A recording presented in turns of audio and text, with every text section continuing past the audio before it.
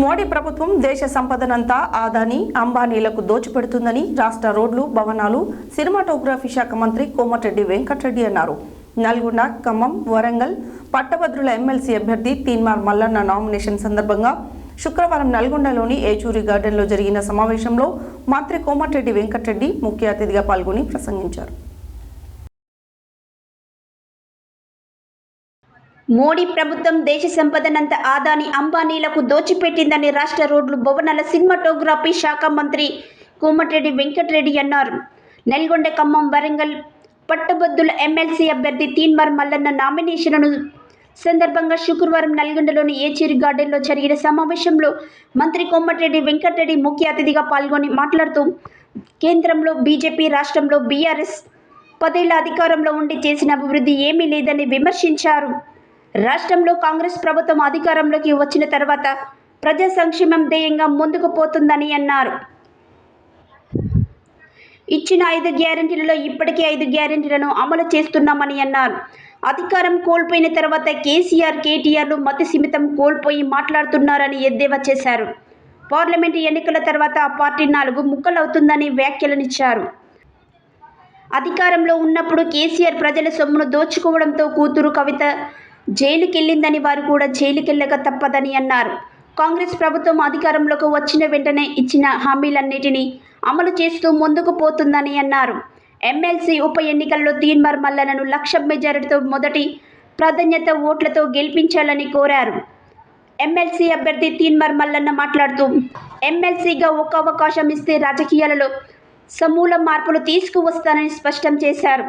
గత పట్టభద్రుల ఎమ్మెల్సీ ఎన్నికలలో పల్లా రాజేశ్వరరెడ్డి దొంగ ఓట్లతో అవినీతి సొమ్ముతో గెలుపొందడని విమర్శించారు. గెలిచిన తర్వాత చేతగాక నిరుద్యోగులను వంచనకు గురి చేశాడని ధ్వజమెత్తారు. గ్రాడ్యుయేటర్లంతా ఈ ఎన్నికల్లో తనకు మొదటి ప్రాధాన్యత ఓటు వేసి అత్యధిక మెజారిటీతో గెలిపించాలని కోరారు. నా కుటుంబ ఆస్తులన్నీ ఈ రాష్ట్ర ప్రభుత్వానికి చీఫ్సెక్రటరీ గారికి అన్నగారితో పంపిస్తా ఉన్నా. మీరు ఎప్పుడు ఆలోచించినా నేను పూర్తి స్థాయిలో అందజేస్తామని చెప్పి తెలియజేస్తా ఉన్నా. ఇంకంతేగా సోదరులారా, నేను గతంలో చెప్పిన ఇవాళ నేను వేస్తున్నటువంటి నామినేషన్లో ఉన్నటువంటి ఆస్తులు ఏవైతే ఉన్నాయో ఆ ఆస్తులు సరిచూసుకోండి. నేటి అన్న పెద్దలు గొల్లవై దిలీప్ కుమార్ గారికి, ఎమ్మెల్సీ, ఎక్స్ఎమ్మెల్సీ గారికి వేదిక మీదకి రావాల్సిందిగా కోరుతాను. నేను ఏవైతే ఇప్పటి వరకు చెప్పుకుంటూ చిన్ను ఒక్కటి మిస్ కాకుండా రైట్ టు రీకాల్ మొదటిసారిగా ఈ భారతదేశంలో నా మీద పెట్టుకోబోతా ఉన్నా. అది తీర్మానం వలన చేయబోతున్నటువంటి కార్యక్రమం. ఏ ఒక్కటి ప్రజలకు ఇచ్చిన హామీని విస్మరించడం. సోదరులారా, నేను నామినేషన్ పత్రంలో విప్పినటువంటి ప్రతి ఆస్తి విలువ ప్రతిదీ మీరు పరిశీలించి పెట్టుకోండి. తీర్మానం వలన చనిపోయినప్పుడు ఏముంటాయో కూడా మీరు పరిశీలించుకునేటువంటి అవకాశం ఉంటుంది. సోదరులారా, ఎక్కడైనా ఏ రాజకీయ నాయకుడైనా తన కుటుంబానికి నేను క్లీన్ గా పాలిటిక్స్ లోకి రావాలనుకుంటున్నా, క్లీన్ గా ఎమ్మెల్సీ ఉండాలనుకుంటున్నా, దమ్ముంటే ఇప్పుడు పోటీ చేస్తున్నటువంటి నాయకులు నాలాగా తమరి ఆస్తులను ప్రభుత్వానికి అప్పగించి ఎమ్మెల్సీ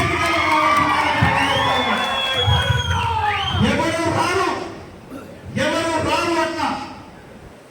ఎందుకు రారంటే వాళ్ళకు రాజకీయాలంటే దోపిడీలు, కూలీలు, డబ్బు సంపాదించడాలు, అక్రమాలు, ఇవన్నీ వాళ్ళకు.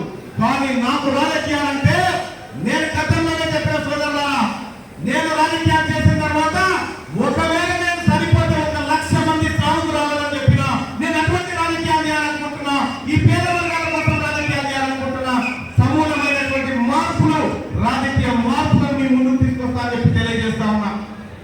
అనిపిస్తుంది మరి ఈ భారీ జనానికి ఈ స్పందనకు పక్కపాటు నామినేషన్ కూడా వేసేటట్టు లేదు, వేసే అవకాశం లేదు. కాబట్టి కాంగ్రెస్ పార్టీ ఏఐసిసి కానీ పిసిసి కానీ మన మంత్రివర్గం కాంగ్రెస్ ఆలోచన చేసి గత 10 సంవత్సరాలుగా ఒక దుర్మార్గం పాలన ఎదిరించి ఎన్ని కేసులు పెట్టినా, ఎన్ని ఇబ్బందులు పెట్టినా అదరకుండా బెదరకుండా తెలంగాణ ప్రజల కోసం గలం విప్పి కేసీఆర్ ఎండగట్టి ఇలా కేసీఆర్ ఓటమికి కారణమైన మన మల్లన్నను కాంగ్రెస్ పార్టీ అభ్యర్థిగా సూచించినప్పుడే ఈ ఎమ్మెల్సీ గెలుపు ఖాయమైపోయింది.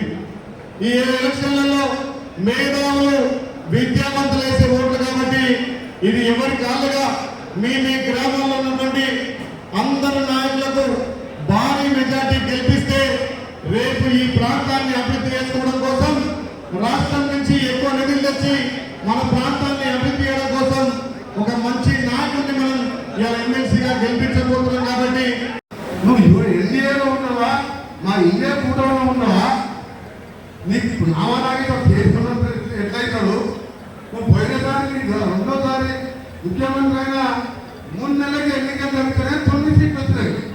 నేను ఉత్తమ్ కుమార్ రెడ్డి రేవంత్ రెడ్డి గెలిచినావు, బీజేపీ 4 గెలిచింది. నీ గవర్నమెంట్ లేదు, రోజు 100 మంది క్యాడర్పై వేరే కాంగ్రెస్ లో జాయిన్ అవుతాడు. ఆయన సంకీర్ణం అవుతుందట, నామనాగరాజు మంత్రట. ఆయన ఏంటంటే కొంచెం చూస్తే ఆరోగ్య పరిస్థితి కూడా బాగా అనిపిస్తుంది ఆయన చూస్తుంది. అందుకనే మనం పోటీ ఎవరు లేదు పనులకు. అయినా మనం ఓవర్ కాన్ఫిడెంట్ గా పోవద్దు. ప్రతి ఓటు ఇంపార్టెంట్. ఎట్లా గెలుస్తారని చెప్పి కాదు, మనం కష్టపడదాం, మళ్ళీ మనం గెలుపుతున్నాం. మీరందరూ కూడా కేంద్రంలో వచ్చిన జాబ్ కార్డు గురించి ఒక్కరు చెప్పండి. మీరు మోడీ గారు చేసిన పని 10 ఏళ్ళగా, మోడీ గారు 10 ఏళ్ళ ఒక్క మంచి పనిగా చేసిందా ఒక్కడ ఆలోచించండి. ఇవాళ సోనియా గాంధీ అదే ఉపాధి గాంధీ పెట్టకపోతే దేశంలో ఇవాళ కేసీఆర్ లాంటి సన్యాసులు ఇవాళ రాజ్యం 10 ఏళ్ళగా వస్తే ఒక్క పేదవారికి ఇల్లు కట్టలే. ఉపవాసాలతో అన్నం లేక చనిపోయే వాళ్ళు ఉపాధి హామీ పథకాలు లేకపోతే. ఆనాడు ఇంద్రమ్మ ఊళ్ళో ఇంద్రమ్మ ఇల్లు కట్టించింది. అలాంటి పార్టీ మేనిఫెస్టో చూస్తే ఇవాళ 1,00,000 రూపాయలు ఇవాళ చదువుకున్న యువతకు ఇచ్చే విధంగా ఒక మేనిఫెస్టో ఇచ్చినారు రాహుల్ గాంధీ గారు, సోనియా గాంధీ గారు.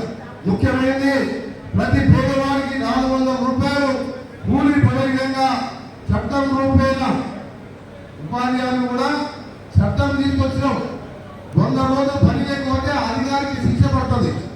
అలాంటి చట్టం రూపేణ 400 రూపాయలు కానీ, అలాగే సామాజిక న్యాయం కోసం జనగణన చేసి వెనుకబడే వర్గాలకు న్యాయం చేయాలని చెప్పి కట్టుబడుతున్న పార్టీ కాంగ్రెస్ పార్టీ.